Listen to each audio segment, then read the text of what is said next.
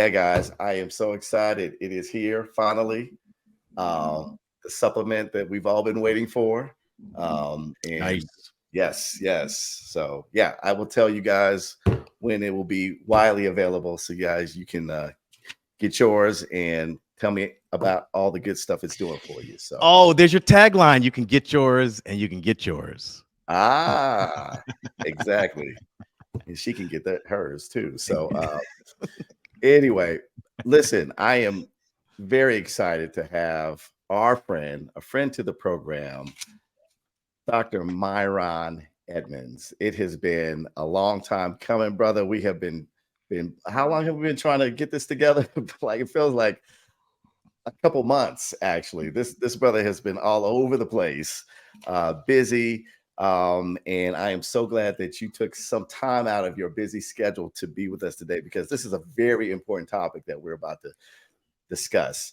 It's something that we don't really discuss openly as men, but you do so in the winning circle, and you're so transparent about it. And so we're going to talk about pornography. We're going to talk about pornography in marriage, and talk about sex and intimacy.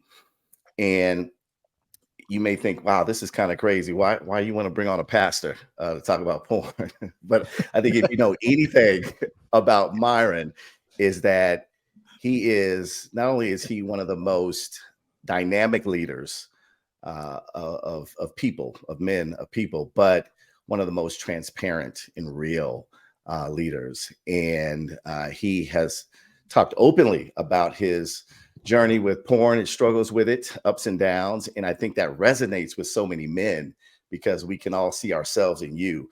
But you were the one that was brave enough, even from your platform as a pastor, which many don't do. Or dumb enough, or dumb enough. Yeah, it's a thin line, man, between courage and crazy. Well, hey, you thread that needle nicely, so you do a good job there. But man, welcome to the program. How you been, brother? I'm good, man. I'm in good company, man. All these great dudes who I look up to. Many of you for years, because most of you are much older than I am, especially Isaac Palmer. Listen at that. Listen at that. I'm the young brother Here we amongst go. the elder statesmen in here, man. Here we go. This is amazing to be with mentors. I mean, the father figures are in here, man. See, stop. I've got connection with all these guys in some shape or form. You know, Columbus has been with us in the winning circle. Isaac and I have been friends for years. Fun fact. You don't know this, but Isaac sings, and we sang in a choir together. Sing in a choir. I know. Isaac doesn't give choir boy off, but he is a choir boy. And Q and I, man, Here's our sons room together, winning circle. Oh, nice. Yeah, nice. yeah. Five forward, And they're still tight. We're tight, man. We're Yes. family. It's family here. Yeah. Absolutely. Yes. That's good stuff, man. Well, man, let's open it up real quick here because you said something about porn, I think, in the winning circle that really struck me. And I don't know where you got this from, but you said every man that walks into a brothel is actually looking for God. Yeah. And I had to let that sit for a minute. And you articulated that, but it was like, wow, on the surface, it sounds like that's crazy. What are you talking about? But I like how you address porn for men because you don't make us feel like, something's wrong with us or we're defective, because we have, this issue that some of us struggle with more than others. But I dare say it's universal. And so break that down for us. Like what does that mean? That every man going to a brothel or every man looking at a porn site, is looking for God. What does that mean? Man, this is a great start. I just want you to know that you can't start any better than this. Yeah. So okay, that's not an original quote. I read that somewhere in one of these, just during my time and during all this research, trying to figure myself out and all this type of stuff. And I think a lot of sex in general, just like especially if you combine it with religion, has always been demonized, right? Even whether it was within marriage or not. Like I know some religious systems where like people like feel guilty about talking about sex. You don't hear sex, taught about, encouraged in religious context. And so the reason why I think that's so profound, especially for people who are of faith, whether you're of faith or not, it's just that sex has always been put in the context of evil and something that draws forth shame. And so I think the result of that is everybody, first of all, everybody either wants sex, has had sex, is the result of sex. You know, like you can't escape. You can't say we are sexual beings. And I think our sexuality, I think the point of the statement is our sexuality, man, is directly connected to God and the fact that God created us with these urges, with these desires. And, you know, I like to say, just to get on super religious people's nerves, that, you know, man, God loves sex, man. Like, I mean, he loves it. I mean, he created it. He created he loves sex. He loves orgasms. He loves to see somebody, you know, who is erect. I mean, he made the clitoris, for God's sakes. It has, come on, doc, y'all help me out. It has no function except pleasure, right? Sure. Yeah, None. yeah. As a matter of fact, the Hebrew word for Eden, like in the Garden of Eden, the word Eden literally means pleasure. Like God created us for pleasure.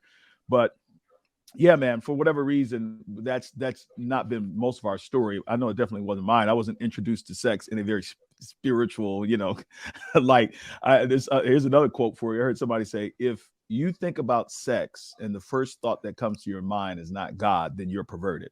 So, which basically means, yeah, we're all perverted. We've all been perverted about sex and sexuality.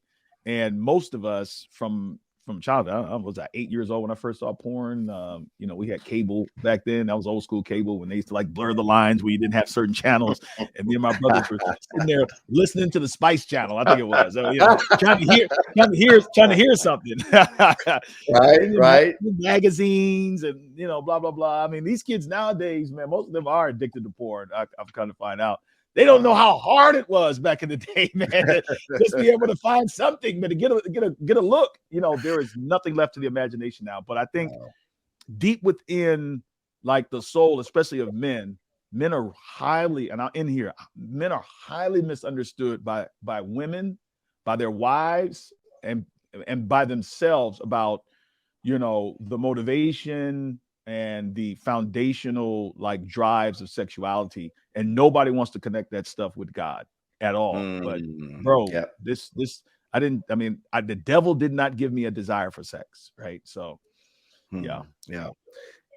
Well, it speaks to that that desire for us to be loved, to be known, to be accepted fully. And those are all the traits that we should want from God. I mean, that was placed in us by God. So I just thought that was an interesting statement. And also, you know, the fact that we were just having a brief discussion before this, that like when we got married, like all of us have had some type of, I actually want to go around the room a little bit, and because I think we all probably have our early experiences with or exposure to porn. I don't know, Isaac, if you remember, but we used to kind of play around in the woods by your house and stuff. And in the woods, I didn't know you were in that group. Dude, it was stashes, man. It was stashes. No, explain playing around. So we're that's what I want you to do. We are some clarity on that. Isaac, we are man, exploring. Hey guys, let's cut the podcast. We're good. No, we're good. I'm good, man. I know where Myron's going. We are exploring the woods like adventurous boys do. Thank you. Come across this half-built hut or wood structure or something. Yes. And there's just porn laying around. It was the odd. When I retell the story, people are like, "What are you talking about?" It was like an oasis in the middle of the woods. It was sad. An oasis in the middle of the desert. Porn. So, you know, some guys, I guess, were back there drinking and whatever, and just left a bunch of porn. And it wasn't like mainstream porn. It was weird porn. But we were like, what, 12? Young. Yes. 10. That was my first exposure to porn. Yep. Wow. So of course, I took it home. And of course, I got caught. My mom found it. My mom found it. And you got caught? Wow. Whoa. Boy. Yeah. Well, about you, Columbus, you got any early exposures, or were you Man, I further from didn't go that? out. I didn't go out frolicking in the woods with my boys, but Yeah, so we were talking before about how when we got married, we thought that our desire for porn would go away, and that we wouldn't need it anymore. We have this new relationship and we're all into them or whatever. But somewhere down the line, that breaks down, And I mean, you've talked about that too, Myron. Like the fallacy, I guess there is that marriage will cure you of your desire for watching porn. Yeah, I was gonna say I don't think marriage cures anything. I think marriage brings I think marriage is it brings the best and the worst out of you simultaneously. I think it's designed to do that. Like, so whatever you were struggling with prior to marriage is just going to expose it even more. And I think that was the fallacy I believed. Listen, I'll get married. I'm gonna be good. I'll be having sex multiple times a day, every day for the rest of my life, and I won't feel guilty about it. You know what I'm saying? It's gonna be sanctioned by God. My wife, and here's the big fallacy a lot of brothers make. My wife's sex drive is gonna be on par with mine, if not greater. And why would you think that way? Porn told me that, bro. There were no women in porn saying no. You know what I'm saying? Like, at all. So, honestly, that joint really affected my marriage. It affected my expectations. And my wife and I went through it, man, with that sex journey, up and down, bro.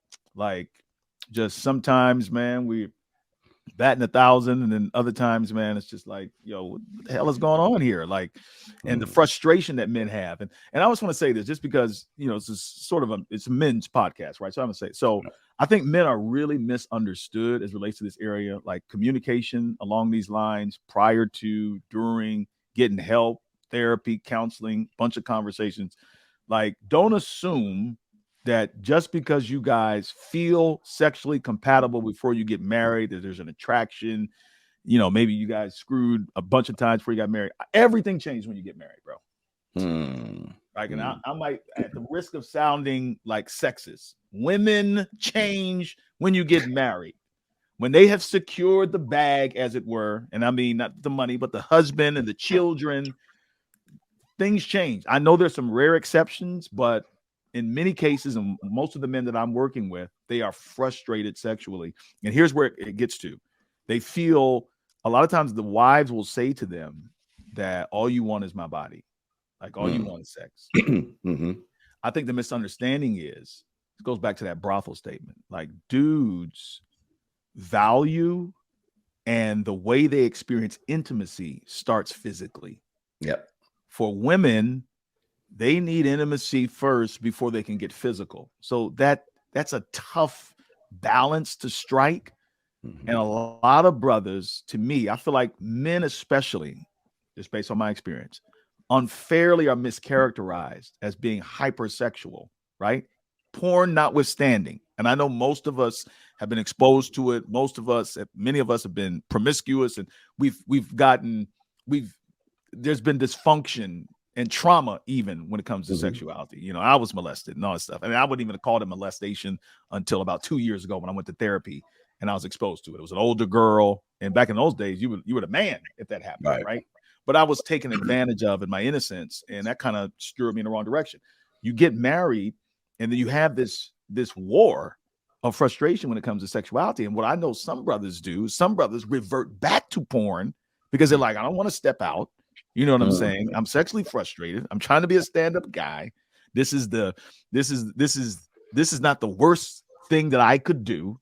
And so this is the story that I'm hearing from a lot of brothers. This was essentially my story as well. And I think a lot of it, not all of it, right? There was some growing up I had to do. So I won't diminish that. But I think there is a great misunderstanding with men that all they want is their wives' bodies, and their wives resent that, not knowing that these dudes experience love through sexuality, right? And I've told my wife, and I listen to brothers like, dude, I don't care if you've gained weight. I don't care if you got a moo-moo on. I don't care if you got the bonnet on, if your breath stinks. Come on, bro. Listen, Well. I mean, like, we're stimulated by everything. Like, I mean, and we're on that. And I think their misunderstanding and our frustration and who should initiate. I'll end by saying this. Like, men don't just want sex. And this is the next level that I noticed being in like a 20 plus year marriage. And some of you may relate to this. I got to a place where I was like, I don't even want to initiate it anymore because of the feelings of rejection. And with porn, there's no rejection, bro. Yep. There's none, right? Yep. There's no rejection, right? So I don't even want to initiate it anymore. That's why I tell a lot of women, I was like, men don't just want sex. They want you to initiate it. Because it says, I love you and I value you. And if you, and especially if a dude feels diminished sex, one of the best ways to disrespect a dude, you call this unhealthy you want, is to is to disrespect him sexually. And sometimes in the back of a man's mind, if his wife does not want him sexually, then he is sensing that maybe he's not performing well. And maybe he's not. And you know this, Doc, both of you, all of you all know this, that there's a lot of sexually frustrated women because many of us men have been in like just saturated with porn. And so we just, you know what I'm saying, we trying to go in like the rabbits and we've not learned that nuance, right? So I just want to say this, it's complicated. It's a black box, dude.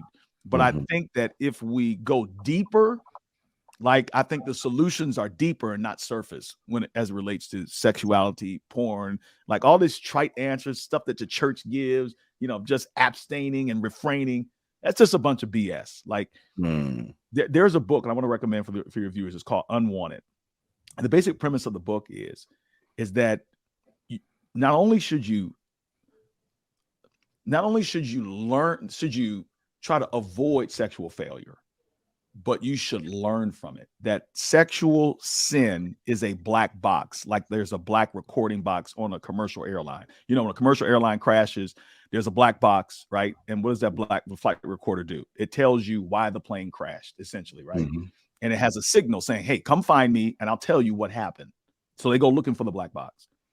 Like, sex is a black box, and it will teach you things about yourself. And what I found, like, in order to get free from porn, I thought if I prayed, studied the Bible, willpower, you know what I'm saying, doing all the, whatever, slap yourself, whatever, cold showers, none of that stuff works.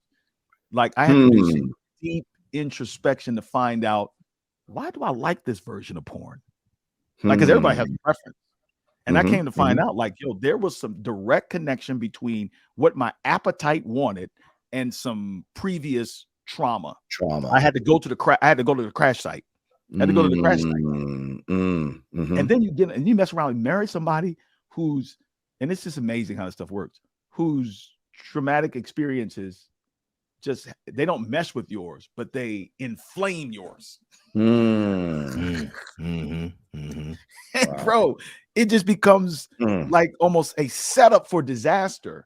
Wow. And so the message I would say is like, we have to study our failures and not just try to avoid them and deny them, but understand why it is that you like certain porn, or that you womanize, or that you have a tendency to cheat, or whatever it may be. So yeah, that's I think that's critical for guys. Like, we got to go deeper than just that surface crap, bro. Wow. You mentioned your therapist, because I don't think a lot of us go deep when it comes to these matters. And for a lot of us, sex is kind of that hack, that quick hack that you can do to feel that intimacy without really being intimate. Because real physiologic things happen. Release of oxytocin, which is the bonding hormone, happens after an orgasm, so you do feel closer to that person. But have you really established that intimacy? And for guys, I speak for myself, who I don't feel like I was emotionally developed when I got married. Like, just had some trauma, had some things going on. Yeah, and so, I ain't fully emotionally developed yet. I mean, I'm on the way.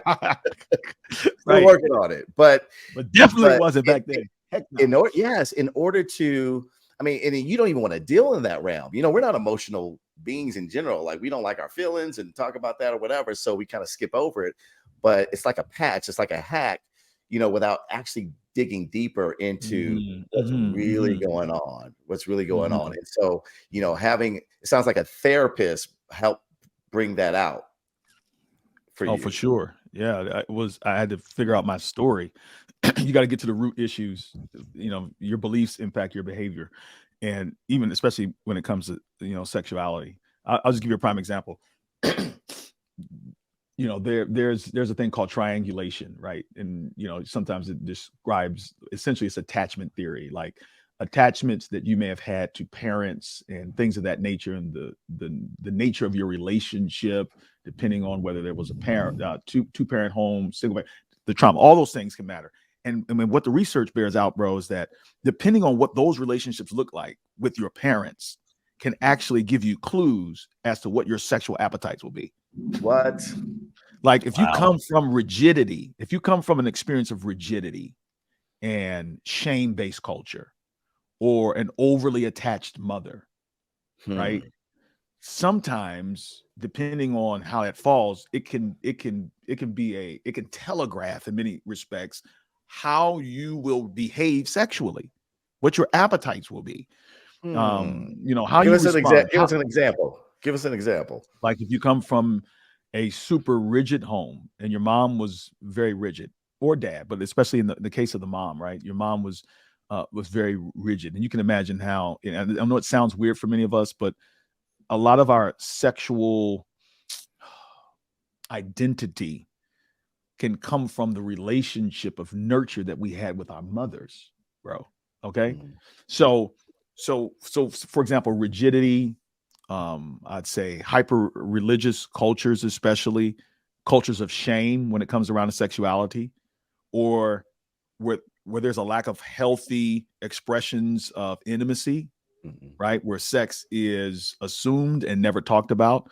Sometimes your appetite, that man's appetite, can be an appetite for very hardcore versions of porn, where a woman expresses herself in the most salacious ways possible. So I'm trying not to I'm trying to be careful in what I say here. I'm just saying, the more free and hardcore and violent the sex is towards the woman, the more it taps into the appetite of somebody who never saw a healthy expression of intimacy, if that makes sense. It's quite fascinating, just to even read about it and understand it. And in my own experience, I can see how and why some of my preferences were what they were for women, for sexual experiences and others. And it all wasn't necessarily shaped by porn, but it was shaped on the worldview that I had.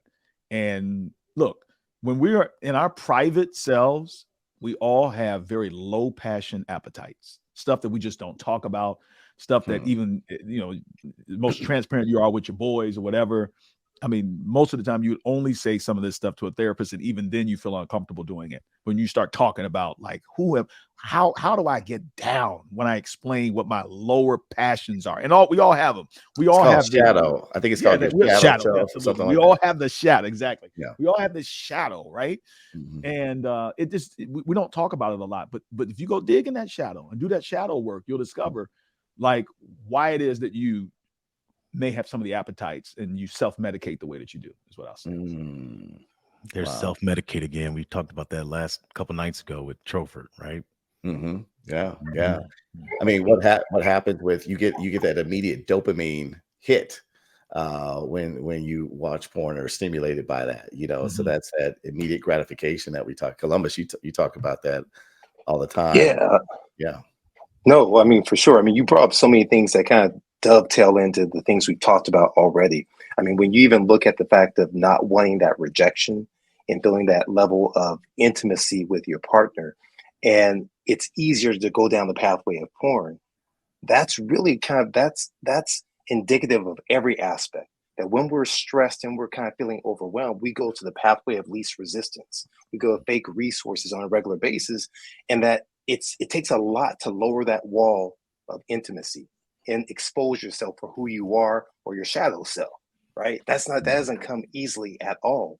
And so when you come into this thing of porn, and then the problem with porn that leads to it becoming so addictive is this neural adaptiveness that starts to happen. And now all of a sudden, the stuff that got you off before doesn't quite get you off anymore, right? It's the same as different, but it's like that chocolate cake, whatever it is, you keep going back for it, looking for that original high, that original love, and that it just leaves you. It never comes there again.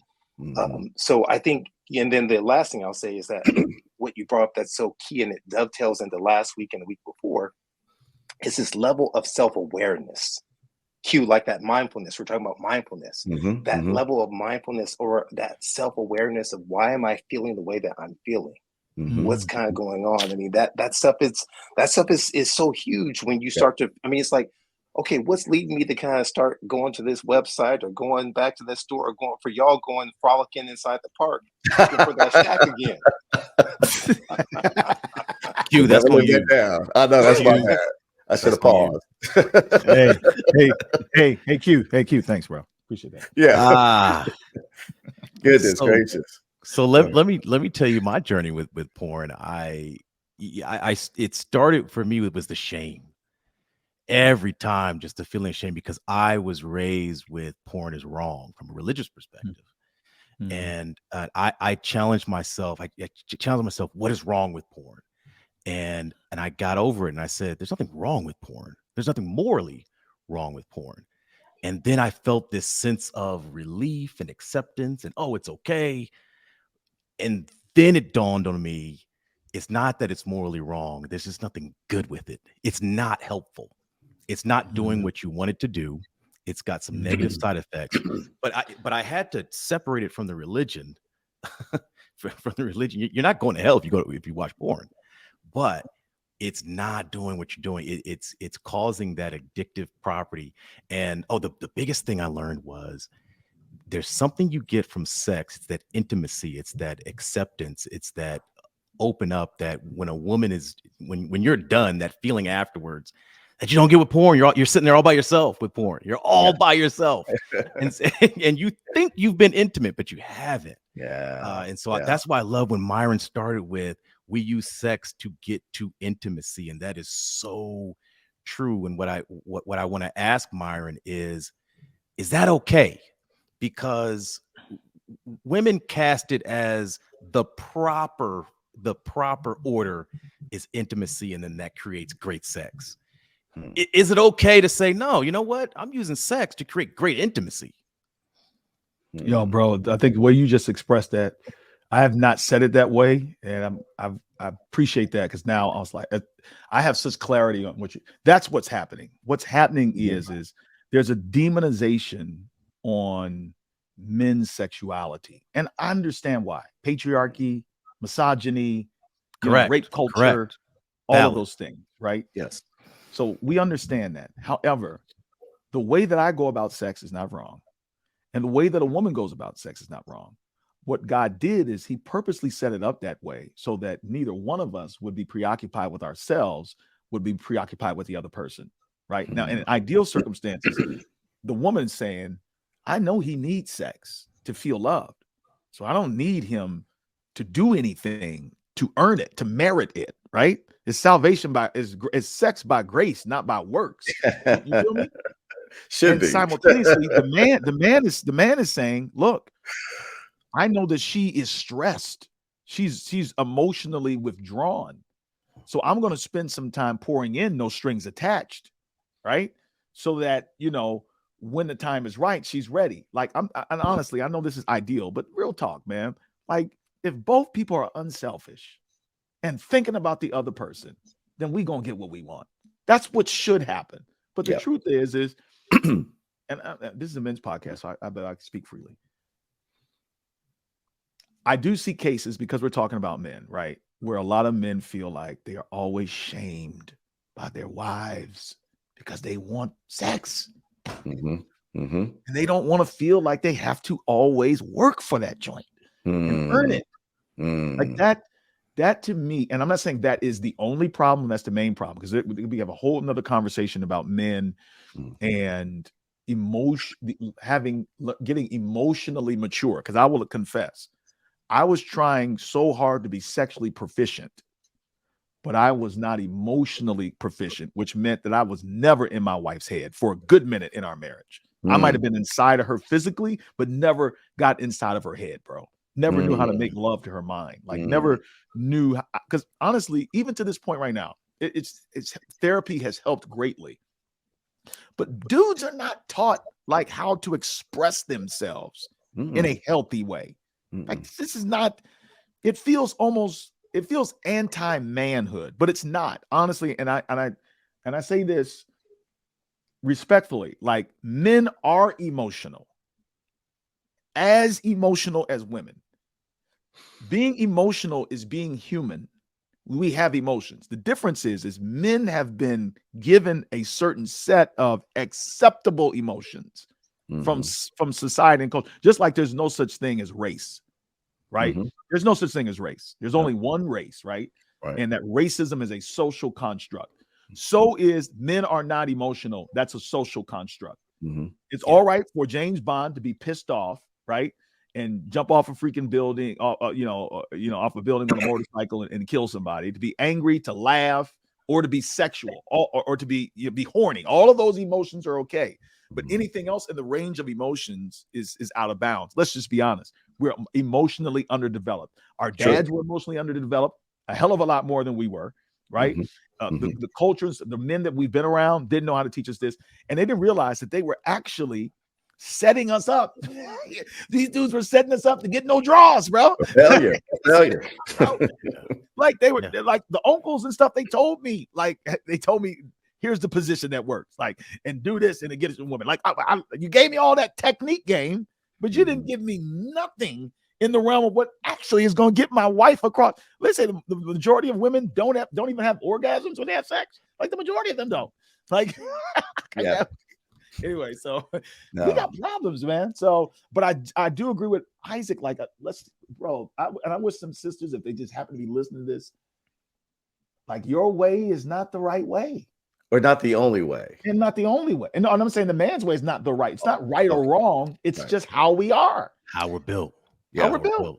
And let's find a way to meet each other's needs. So when you said, all I want is sex, and I'm tired of working so hard for it, I can hear women saying that exact same phrase. All I want is intimacy, and I'm tired of working so damn hard for it. It's true. When you see their perspectives, you say, "Oh, okay, this is a give and take.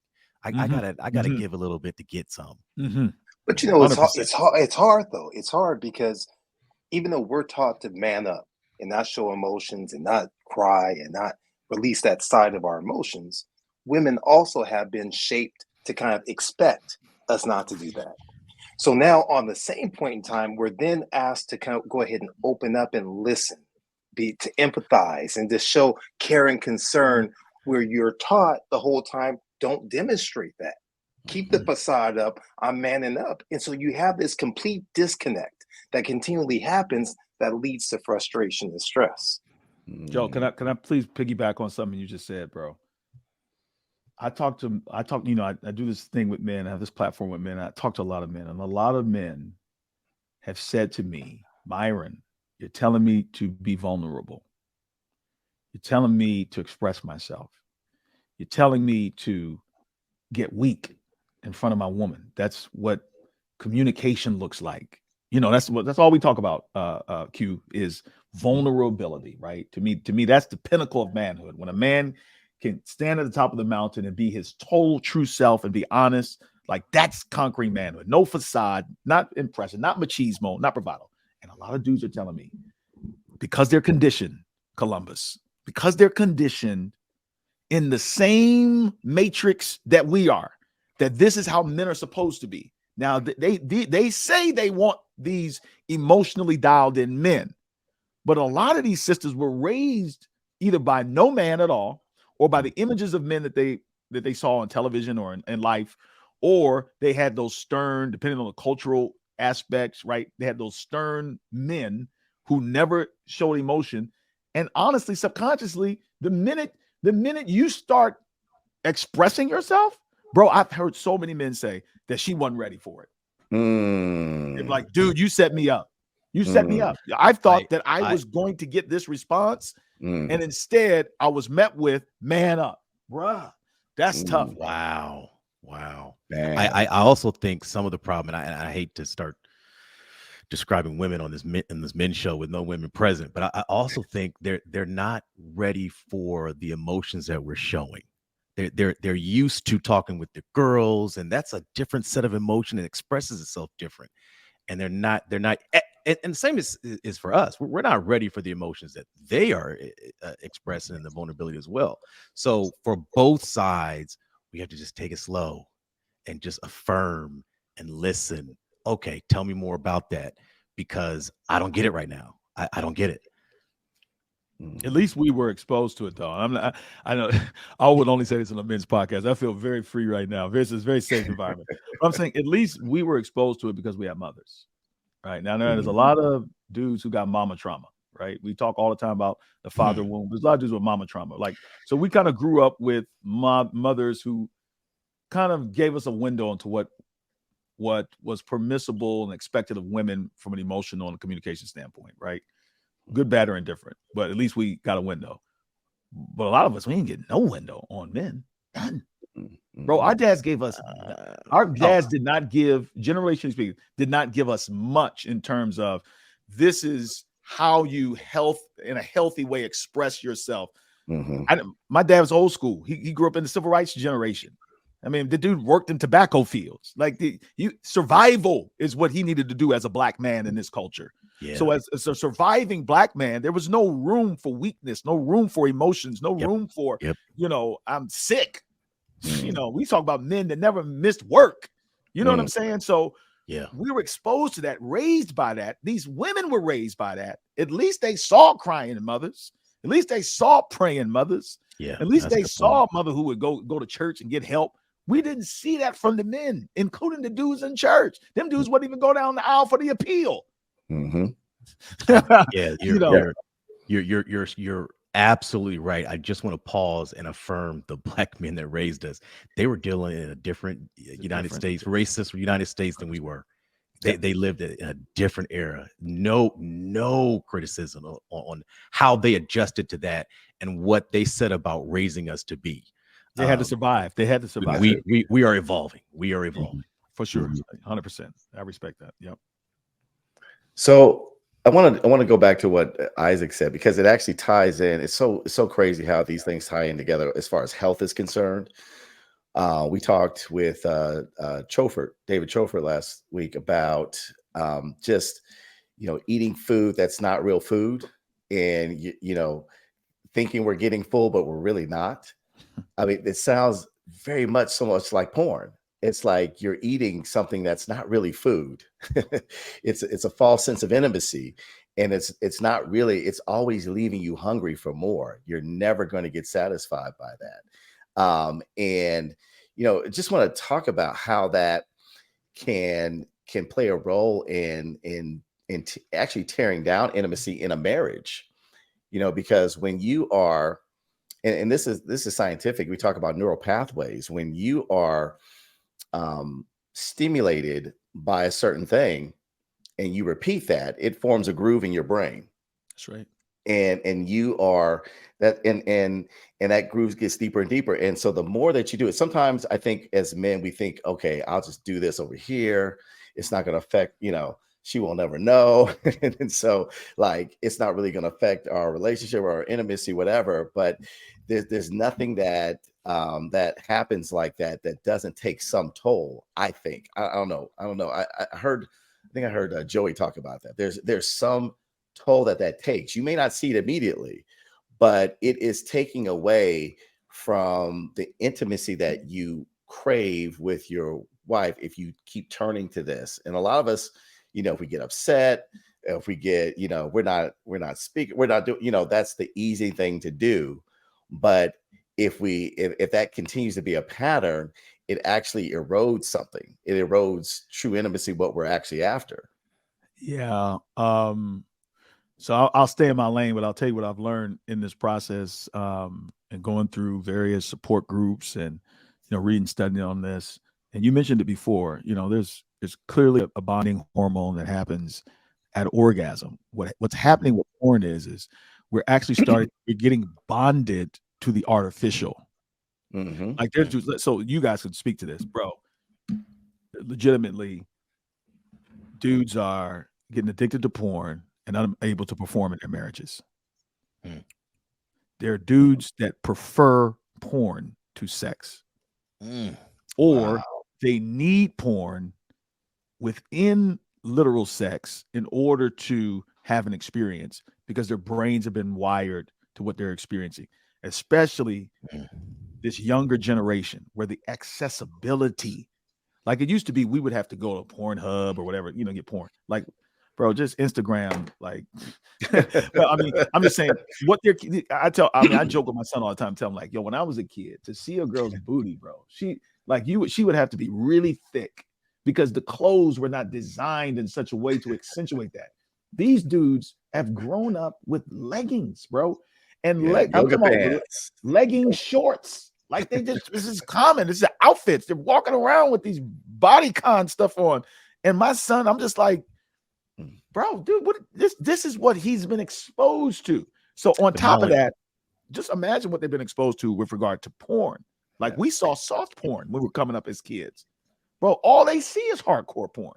They know the terminologies. They know all this stuff. The music, bro. Like, bro, like these artists now, bro. I mean, Luther Vandross, all these people back in the day, like, metaphors would be used. Bro, their whole songs about the P and the D and this. And I mean, it's just amazing to me. And so hold on. We had some of that. We had some of that when we were growing up. I mean, anybody remember R. Kelly 12 play and Luke? Oh, well, I didn't put R. Kelly in there because I think I was, I'll give you R. Kelly and Luke. There was a shift that started happening. But no, your point is correct though. We had heard some this of stuff that lately though. They have a lot. But it's But not only that, all the social media is designed to just push more and more content. And I've noticed it on my Instagram. If I click 1-2 million of them booty hoes on Instagram, they're like, oh, here's some more. Here's your whole explore page. I gotta be like, okay, I gotta stop. I gotta clear this out of the algorithm, or else you just keep pushing it. Yes, 100%. So I think so. People are addicted to it. I saw a study. I think I mentioned this to you, Q. So it was some years ago. So I don't know if you remember, but I saw a study that said in Japan, it was talking about the rates of porn use there. So much so to where there was a direct connection between that and men there not marrying, not having relationships with women because of the exceeding amount of porn use that was taking place. Mercy. Like I'm serious. I think we're getting to a place now where artificial sex is going to be the preference for people who don't want to go through the hard work and the deep emotional changes and transformations that you have to have in order to have a healthy relationship. They just prefer. I saw somebody said the other day, like, yeah, I'm good on that. I don't need all that drama. But dude, I mean, it is identical. I know I'm a one-trick pony. Everything goes back to food and nutrition. Food, yeah, 100%. It's the same thing. It's appetite. It's the same thing. It's that appetite that drives you, the dopamine, and it's the chase. It's like, this is easy because there's a principle out there. It says, what is the pleasure trap? I want to exert the least amount of energy, right? Energy conservation. I want to avoid pain, right? And then I want to seek pleasure, right? So what becomes easier for me to go and talk to my wife, to my significant other, to wine and dine her and then get some, or for me to click a button on my phone and I'm there. There you have it.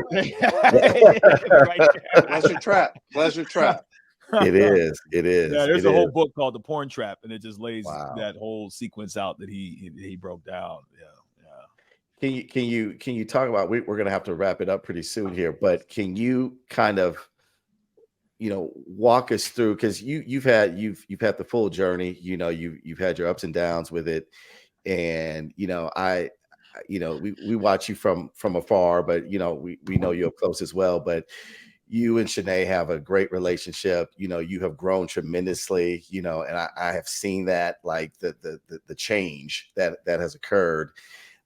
Just what are we missing if we just go with the low calorie food, so to speak? And what's the good stuff that we're missing when we go to this artificial sweeteners and whatnot? I'm gonna answer that question with a story. It's a short story, but it's illustration. It's illustrative, really. So I remember one time my daughter found porn on my phone. I've told this story, right?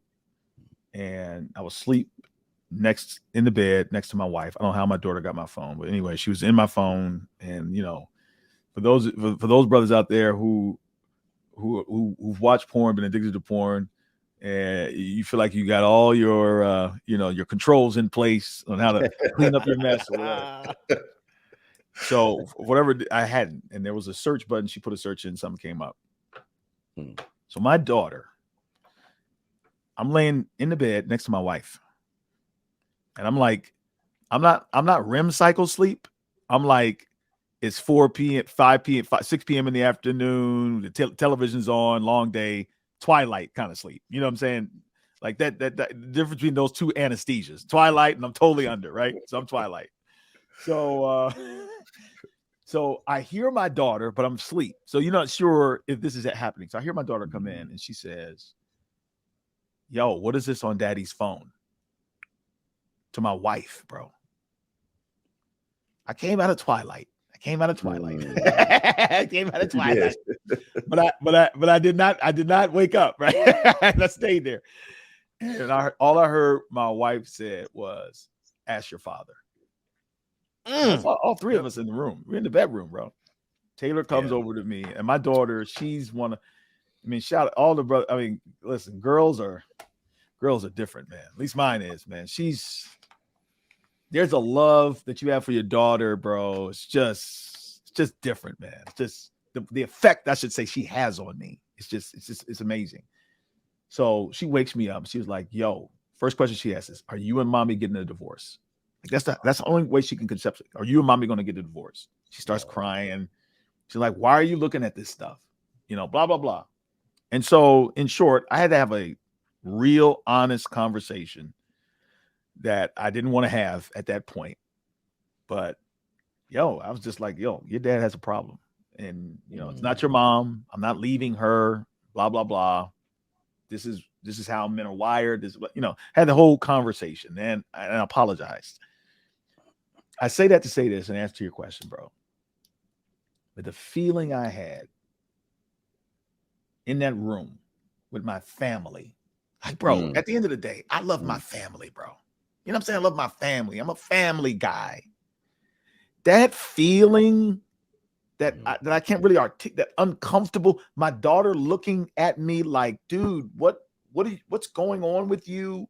Like that whole feeling is a feeling I don't ever want to feel again. So the emotional, the physical, like the dopamine hit, the orgasm that you feel from beating and watching porn does not feel better than the pain of seeing family disintegrated over that mistake. And being a child of divorce, this is a touch point for me, because here's what I really want, bro. And I think every man wants this. I want to be loved, bro.